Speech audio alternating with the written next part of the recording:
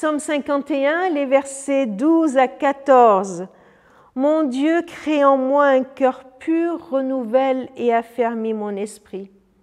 Ne me rejette pas loin de toi, ne me prive pas de ton Esprit Saint. Rends-moi la joie d'être sauvé, et que ton esprit généreux me soutienne. Après avoir reçu le pardon de Dieu, comme nous l'avons vu dans les versets précédents, nous avons besoin maintenant de poursuivre notre route, d'aller de l'avant. Comment? Celui qui confesse sa faute sait qu'il n'est pas capable de rebondir de lui-même, de recommencer, qu'en lui, il ne trouve pas toutes les ressources nécessaires pour continuer. Il sait qu'il est capable de recommencer la faute qu'il vient de confesser. On sait très bien qu'on est capable de refaire les mêmes erreurs que nous venons de reconnaître. Alors nous avons besoin d'un secours qui vient d'ailleurs, d'un secours qui dépasse nos propres forces. La prière de David témoigne à la fois de sa prise de conscience de sa faute, de son humilité, que de sa dépendance de Dieu. Il a besoin de Dieu pour ne pas recommencer.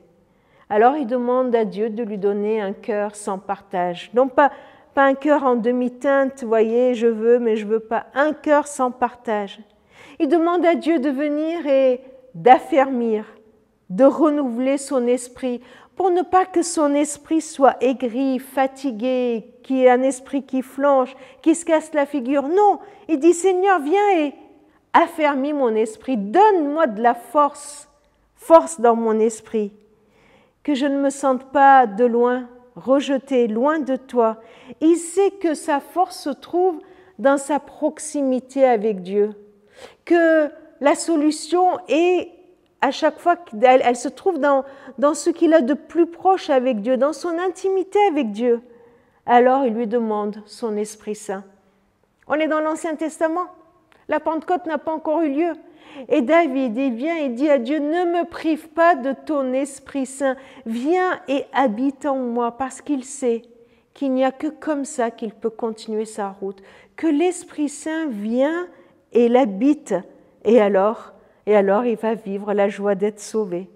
Et cet esprit généreux, cet esprit de force, d'amour, de courage va le soutenir.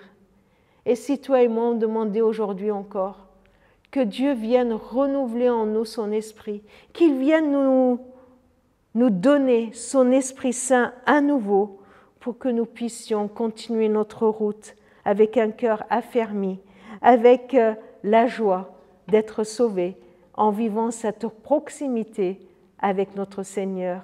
Il peut le faire pour toi et pour moi aujourd'hui. Seigneur, viens et ne me prive pas de ton Esprit Saint.